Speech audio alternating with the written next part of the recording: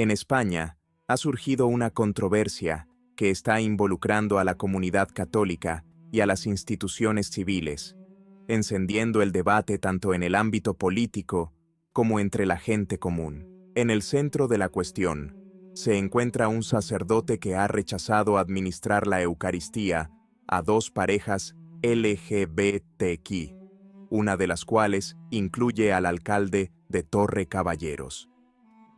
El asunto está adquiriendo tintes cada vez más complejos. El alcalde, junto con su partido, ha emprendido acciones legales contra el sacerdote, acusándolo de discriminación e incitación al odio.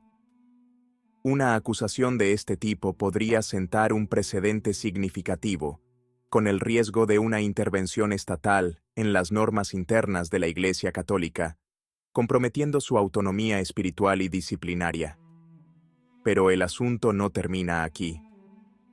Continúe atento para descubrir los ulteriores desarrollos de este asunto, que está evolucionando rápidamente. La diócesis de Segovia ha tomado una posición clara en apoyo al sacerdote, una actitud más decidida de lo que estamos acostumbrados a ver en situaciones similares. Usualmente, las respuestas oficiales tienden a ser cautas y genéricas, pero esta vez, el obispo ha ofrecido un apoyo claro, aún manteniendo un tono moderado, para defender al sacerdote y el valor sagrado de la Eucaristía. En su declaración, el obispo ha precisado que la negación de la comunión no es un acto discriminatorio hacia la persona, sino un acto de protección de la sacralidad de la Eucaristía. Ha reiterado que Dios acoge a todos, pero también ha subrayado que recibir la Eucaristía requiere una existencia en armonía con las enseñanzas de la Iglesia. El comunicado prosigue afirmando que la Iglesia no excluye a nadie de la vida comunitaria y del culto, pero establece condiciones morales para acceder a la Eucaristía. Sin embargo, esta postura ha generado polémica, con el alcalde y su partido acusando a la Iglesia de discriminación, intentando encuadrar el caso en la categoría de los delitos de odio según la normativa europea. Para agravar la situación, la ministra española para la Igualdad, Ana Redondo, ha declarado que las normas eclesiásticas relativas a la comunión deberían interpretarse a la luz de la Constitución. Según la ministra, negar la Eucaristía a una persona en base a su orientación sexual podría violar los principios de igualdad y no discriminación consagrados por la ley. Este escenario representa una amenaza directa a la libertad religiosa garantizada por la Constitución española. El obispo ha reiterado que la libertad religiosa permite a la Iglesia administrar los sacramentos según sus propias normas, salvaguardando la fe católica de posibles presiones ideológicas externas. La cuestión se complica aún más considerando que el alcalde se declara católico practicante, pero al mismo tiempo acusa a la Iglesia de discriminación.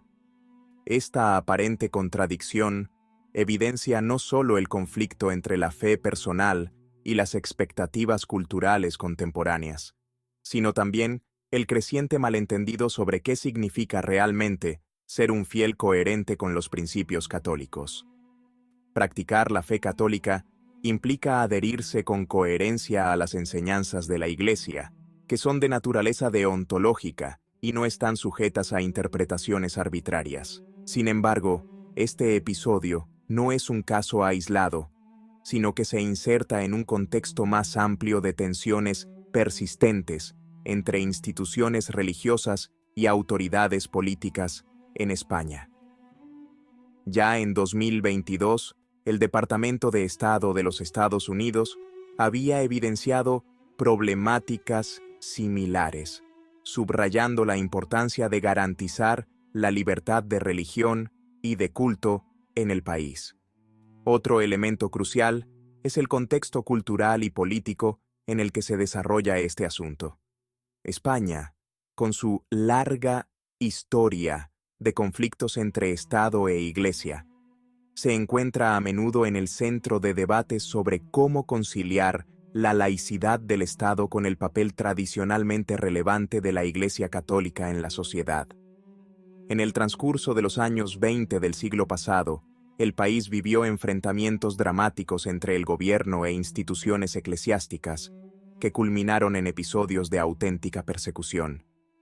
Si bien hoy la situación es profundamente diferente, las tensiones entre algunas corrientes políticas y la Iglesia siguen siendo evidentes, sobre todo cuando se abordan temas de naturaleza ética y moral. El lenguaje adoptado en este asunto es indicativo del conflicto en curso. Palabras como discriminación y delito de odio han sido elegidas estratégicamente por el alcalde y su partido con la intención de poner a la Iglesia a la defensiva. Esta retórica aprovecha un sentimiento extendido en el mundo contemporáneo, según el cual cualquier límite o norma moral se percibe automáticamente como una restricción de la libertad personal. La postura de la Iglesia, sin embargo, es diferente. No se trata de exclusión o de odio, sino de una invitación a vivir en conformidad con las enseñanzas que ésta considera sagradas. El sacerdote de Segovia, aplicando las disposiciones del derecho canónico, en particular el Canon 915, no ha hecho más que seguir una norma universal de la Iglesia. Dicho canon establece que aquellos que perseveran públicamente en una condición de pecado manifiesto no deben ser admitidos a la comunión. Su decisión, por lo tanto, no ha sido arbitraria, sino fundada en principios claros y universalmente reconocidos por la Iglesia Católica. Sin embargo, lo que hace que este asunto sea particularmente delicado es la reacción del Estado. El intento de involucrar a las autoridades civiles para obligar a la Iglesia a modificar sus propias reglas internas representa un desafío directo a su autonomía y libertad religiosa. Si esta estrategia tuviera éxito, podría representar un precedente preocupante no solo para España, sino para toda la Unión Europea. La libertad religiosa, consagrada por la Constitución española y los tratados internacionales, correría el riesgo de verse gravemente comprometida si el Estado adquiriera el poder de imponer modificaciones a las prácticas sacramentales de una religión. No se puede subestimar la relevancia de esta disputa. Si bien puede parecer una cuestión circunscrita a nivel local, esta toca temas de alcance universal: la libertad de profesar la propia fe, la autonomía de las instituciones religiosas y el peligro de que el poder estatal sobrepase sus límites imponiendo normas sobre aspectos puramente espirituales. Precisamente por este motivo, muchos fieles católicos, no solo en España, sino también a nivel internacional, están siguiendo la evolución de la situación con gran interés. Uno de los aspectos más relevantes de este asunto es la valentía demostrada por el sacerdote involucrado. A pesar de la fuerte presión social y política, él ha elegido mantenerse fiel a sus deberes sacerdotales y a las normas de la Iglesia. En una época en la que a menudo se prefiere evitar la confrontación para evitar polémicas, esta firmeza no es algo que deba darse por sentado. El sacerdote ha actuado con responsabilidad, consciente de su papel de guía espiritual para la comunidad. La negación de la comunión puede parecer un gesto rígido, pero desde la perspectiva católica se considera un acto de protección, tanto hacia la persona en cuestión, para evitar que cometa un acto sacrílego, como para preservar el valor sagrado del sacramento. Sin embargo, esta postura ha generado reacciones encontradas en la comunidad local. Muchos residentes han mostrado su solidaridad con las parejas excluidas, participando numerosos en las celebraciones litúrgicas en señal de apoyo. En este contexto, la figura del obispo asume un papel central. En situaciones similares, es frecuente que las autoridades eclesiásticas prefieran mantener un perfil bajo, esperando a que la controversia se calme por sí sola.